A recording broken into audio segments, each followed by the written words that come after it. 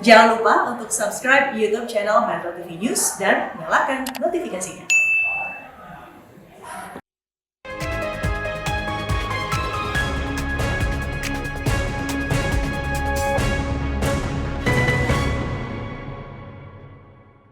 Republik Demokratik Timor Leste baru saja melangsungkan pemilihan presiden dan sudah terpilih presiden terbaru yakni Jose Ramos Horta. Kita akan langsung berbincang karena saat ini sedang dalam kunjungan ke Indonesia untuk mempererat hubungan bilateral antara kedua negara dan juga misi-misi yang dibawa oleh Timor Leste dalam kunjungannya ke Indonesia kali ini.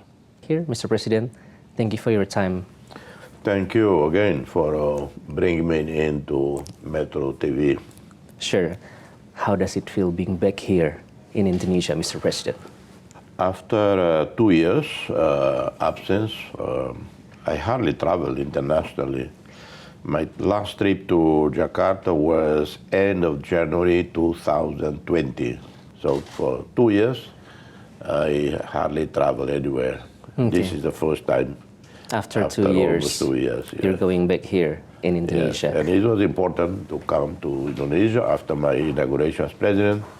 Indonesia always the first country that a president or a prime minister of Timor-Leste visit upon taking office.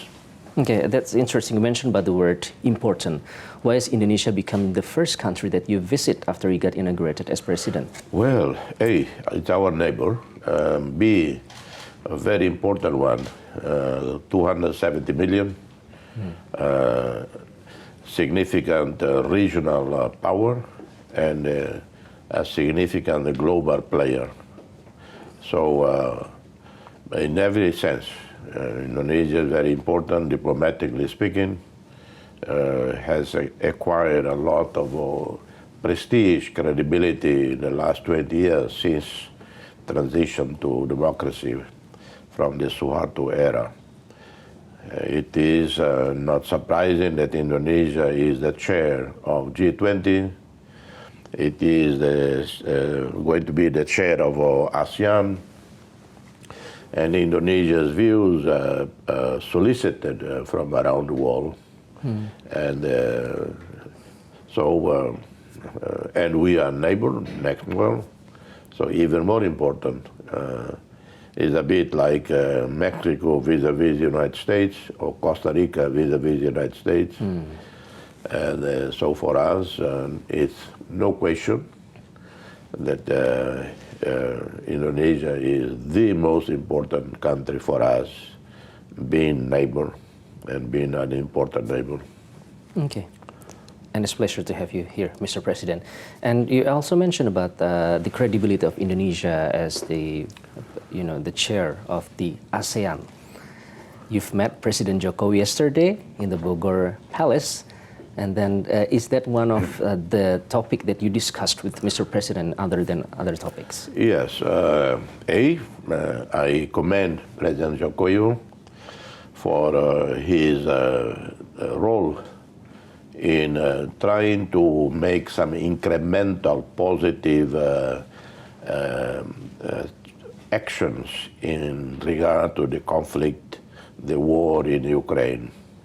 I say incremental because from what I read, and I totally agree, the Indonesian strategy is to get the two countries in conflict, Ukraine and Russia, to facilitate the export of wheat and other food supplies on which many countries around the world are very dependent on.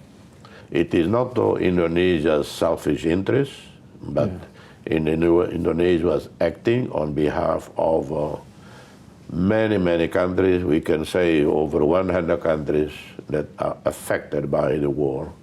Okay, that's one topic about the Russia war, Russia-Ukraine war. I commend him for that, but obviously then he explained the role on Ukraine and Russia.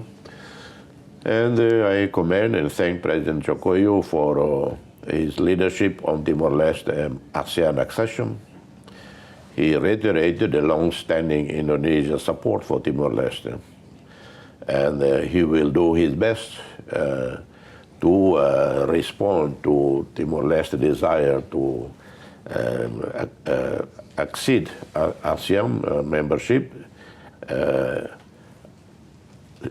And President Jokowi and other ASEAN leaders are waiting for the reports from the two missions that went to Timor-Leste, ASEAN missions. Senior officials went to Timor-Leste during the month of July.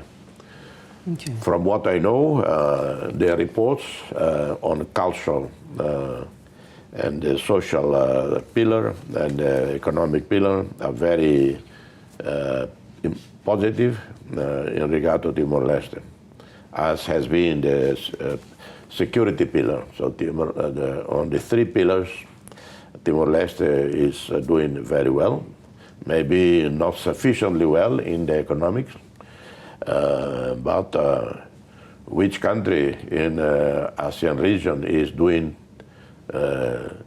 very, very well. You know, Timor-Leste has made tremendous progress also on the economic front. We have, for instance, life expectancy of Timorese 10 years ago was less than 60. Today is 71. Okay. So Indonesian stance is very clear. The big support that Indonesian give for Timor-Leste to be the member of ASEAN. But have you actually negotiated with other ASEAN members? Yes, and correct. what are actually, this is a long-standing effort to join the ASEAN. Years and years, Timor-Leste tried to join ASEAN. What are the barriers or challenges that you face, Mr. The President? ASEAN accession process began formally in 2011. We have made tremendous progress. We have a very able team in the Foreign Ministry of Timor-Leste, a working group that deal with across many ministries, multi-sector, interministerial, and in turn they all deal with ASEAN Secretariat, individual bilaterally with ASEAN countries, celebrating MOUs, agreements, because this is part of the regional integration. At the same time, we have a two-track, a parallel approach of accession to WTO. WTO application began only 5 years ago, and or 6 years, and we already have a guarantee of membership in WTO by early next year. So the WTO process is actually faster than the ASEAN membership process. Okay. So it's going to be interesting because next year Indonesia will chair the ASEAN meetings, so it will be historic if finally Indonesia can welcome Timor-Leste. Yes, when it's hopefully, become chair. hopefully that next year, under Indonesia chairmanship, Timor-Leste join ASEAN as the 11th member, thus completing the circle of ASEAN family members. Okay, that's our hope as well, Mr. President.